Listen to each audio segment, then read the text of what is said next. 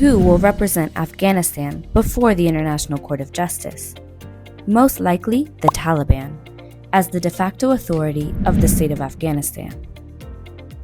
Despite lacking formal recognition, the Taliban's effective control over Afghanistan's territory and population establishes them as the de facto, in fact, authority of Afghanistan. As such, under international law, the Taliban's actions are attributable to Afghanistan, and their conduct is considered an act of the state. Draft articles on responsibility of states for internationally wrongful acts, Article 4, Comment 4 to Article 9. A lack of legitimacy does not exonerate the Taliban from responsibility for the conduct of its personnel, Article 10. Therefore, regardless of the Taliban's unrecognized status, they are the most relevant actor to appear before the ICJ, and they are accountable for women's rights violations occurring in the country.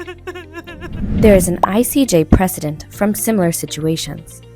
In the case of the Gambia versus Myanmar, under the Genocide Convention, the court permitted Myanmar's de facto government, the military junta, to represent the country due to its effective control over the state's territory, despite lacking formal recognition.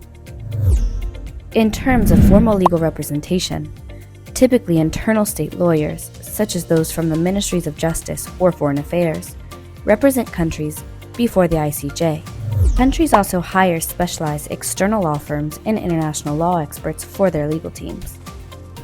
At this point, it is unclear who would represent the Taliban legally or whether they would engage external counsel. If the Taliban decide not to participate in the case, the ICJ can proceed to hear the case in their absence.